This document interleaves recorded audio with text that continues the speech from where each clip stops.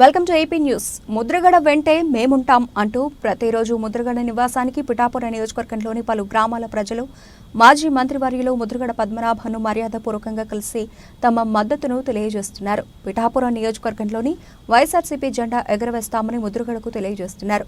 తన కోసం వచ్చిన ప్రతి ఒక్కరిని ముద్రగడ ఆప్యాయంగా పలకరించి వాళ్లకు అల్పాహారాన్ని తన చేతుల మీదుగా ఇస్తున్నారు.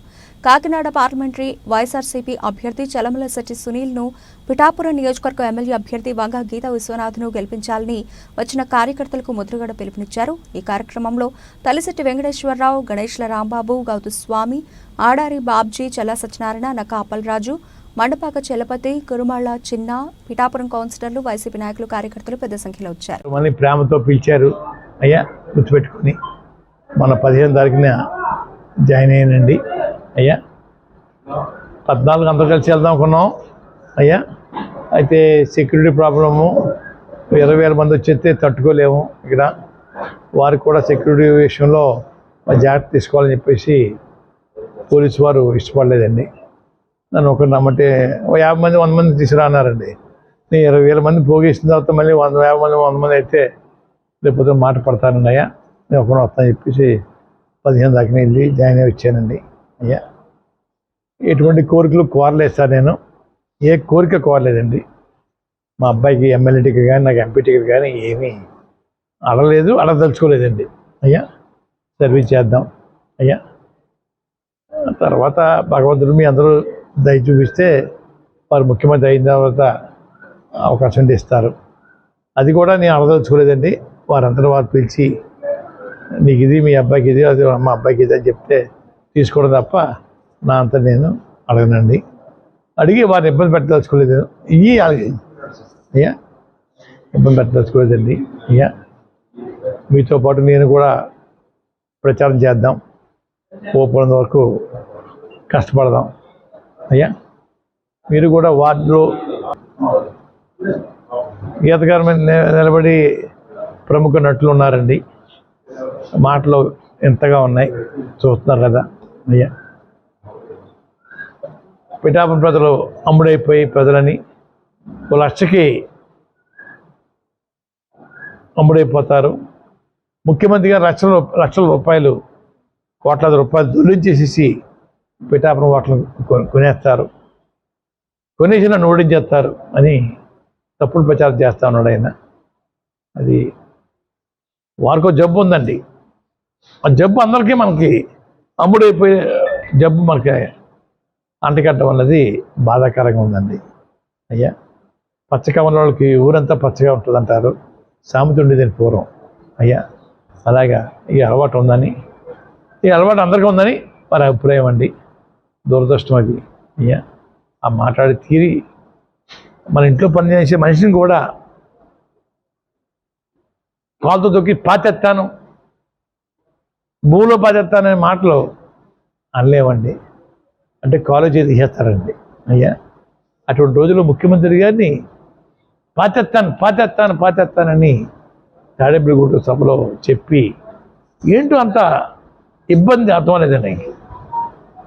పార్టీ పెట్టుకున్నారండి, ఏదో పదవులు కావాలని కోరుకుంటే సాఫీగా కోరుకోవాలా, ఆవేశంగా కోరుకోవాల్సిన అవసరం లేదండి. ఆవేశం ఎందుకు వస్తుందో, కోపం ఎందుకు వచ్చేస్తుందో తెలియట్లేదు సార్. వారి రాష్ట్రం కాదు ఇది, రాష్ట్రం వారి జాగిరేం కాదు, చంద్రబాబు నాయుడు గారి జాగిరి కాదండి ఇది. ప్రజలందరూ ఎన్నుకుంటేనే మనం పదవిలో ఉంటామండి. ప్రజలు దయ లేకపోతే ఎవరు ఉండరండి. ఉండండి, ప్రజలు లేకపోతే దయ లేకపోతే ఎవరు ఉండమండి. కానీ ఒకసారి ఇచ్చాం అవకాశం అంటున్నాడండి. ఒకసారి ఏం ఇచ్చారా? ప్రజలు ఇచ్చారు జగన్ గారికి అండి. ఈయనేం లేదే, దానం చేయలేదే, పరాత్దానం చేయలేదే, వారు ఇచ్చేసారట. చంద్రబాబు నాయుడు ఏమో తప్పకొడుతున్నారు, ఈయన తప్పకొడుతున్నారు. రెండోదండి, వారు అధికారం వస్తే మనందరం తాగుబోతుని చేస్తారటండి. స్వచ్ఛమైన లిక్కరు పిఠాపురం సప్లై చేయంత స్వచ్ఛమైన లిక్కరు అంటే మనందరం తాగుబోతుని చేస్తారన్నమాట. నేను మనకున్న అలవాట్లన్నీ ప్రజలు వృద్ధిస్తున్నారన్నమాట. అయ్యా ఆలోచించండి. అయ్యా నాయకుల కన్నా ఓటర్స్ తెలివైన వాళ్ళు అండి. నాయకులు ఎప్పుడో 10 నిమిషాలు రాత్రి మధ్యాహ్నం టీవీ చూస్తారండి. మినిట్ ప్రజలు చూస్తున్నారు టీవీలు, సెల్ ఫోన్లో, వార్తలోను.